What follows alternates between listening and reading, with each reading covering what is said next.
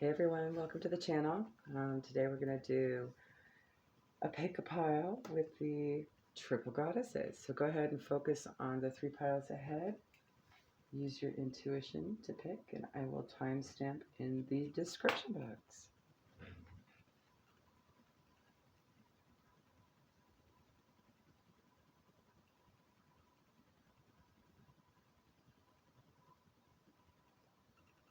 Okay, if you've chosen pile A, try not to lose anybody. We have Isis saying scales of balance. Can you read that?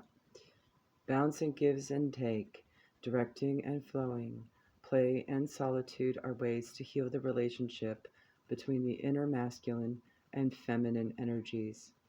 Connection with the body is the most powerful form of healing for the feminine energy, as it holds the secrets to divine feminine wisdom.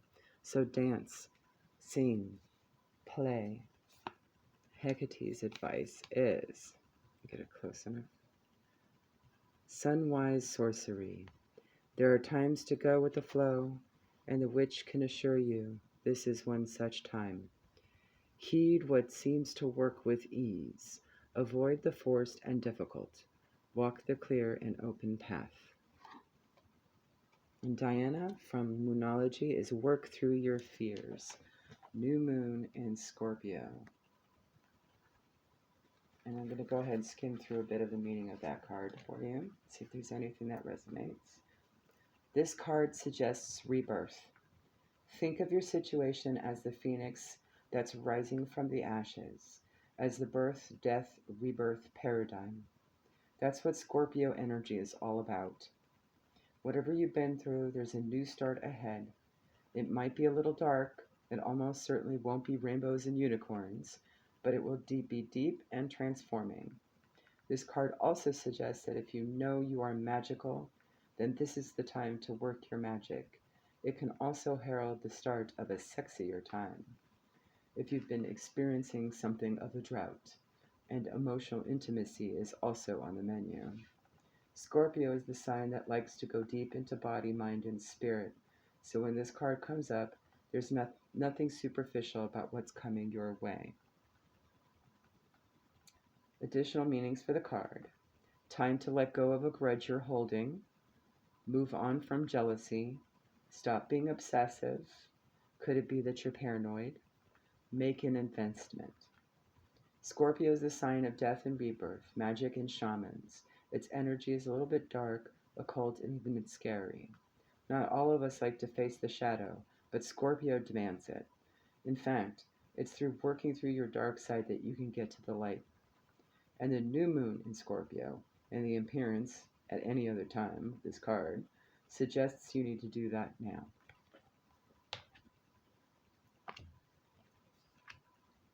$322, if you've chosen pile B, you have Isis's advice is ancient power and mysteries. The oracle guides you to honor the power of your voice, whether through spoken or sung words, or through what you write, speak about, or stand for symbolically. You have a potentially very powerful healing voice, and you are guided to recognize the responsibility that you have for what you proclaim through your voice. Hecate's advice, Widdershin's witch. The witch advises there are times to go against the flow, to resist the forces that push you. You may be going against what others believe, but this path is your truth. Walk it with courage. Diana says, show the world the real you. Full moon in Aquarius. Aquarian energy is also the air sign, so it's also a sign of communication and using your voice, right? Okay. This card brings the message from the cosmos that you need to detach a little from whatever situation you're asking about. Someone might be keeping you at arm's length now, but it's no bad thing. It's important for you to allow life to unfold and progress, even if change seems like a frightening prospect. If you've been holding yourself back from showing the world the real you, this card reminds you that your unique characteristics are what make you special. In a relationship, are you being too aloof or detached? Go ahead, be yourself in whatever is coming up for you. Attune to the moon. Be aware of your feelings, but also be prepared to move on. Additional meanings. Don't lose the beauty and romance of life. You are too much in your head. Get into your heart. A friend needs you. Be there for them. A situation is going to take a very unexpected turn. Every full moon is a time to release and let go, but the addition of Aquarian energy to mix the triples that message. Aquarius is the opposite of clingy and pulling. This card at any time suggests either you need to let go or someone is thinking they are the ones who need to let go, perhaps of you. Whatever needs to go, what is the right thing to do? Whatever happens next could be highly unconventional or unexpected.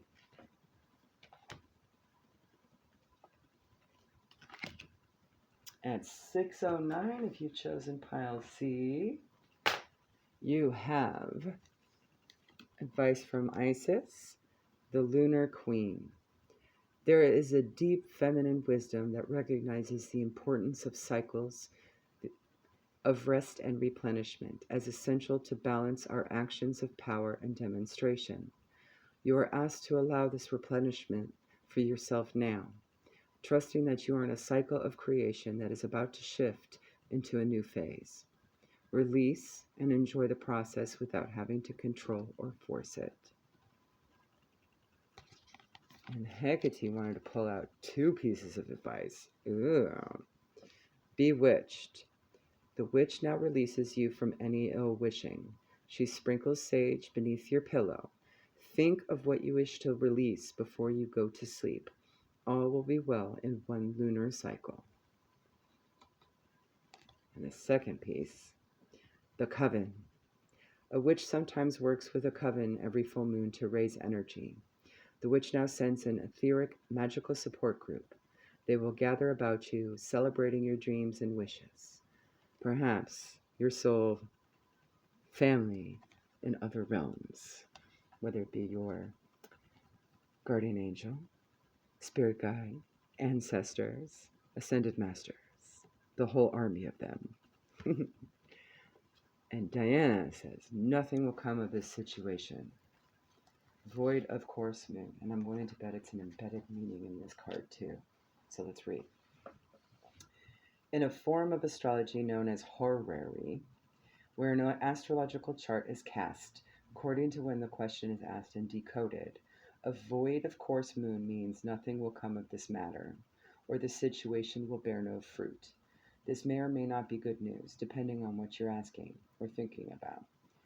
If you were worried about something, whatever it was, this card can be taken as a sign that there is nothing to worry about. However, if you're asking about a new project of any kind or relationship, it's a sign to adjust your expectation or change things so you get a different outcome. Remember, the cards can only predict what you are currently creating, and you can change that with both your behavior and beliefs. Attuned to the moon. I trust in my highest good. Additional meanings for this card. The chances of something are diminishing. Something better may be around the corner. Believe that you will get what you need. Surrender to the divine. Take time out, meditate, and contemplate. The teaching of this card. The main definition of a void of course moon is when the moon won't make a major connection with any of the planets until she enters the next sign. The best thing you can do when you get this card is to chant the Sanskrit words Om Namo Narani, which mean I surrender to the divine. A void of course moon is time to just be. There you go, guys. Have a great day.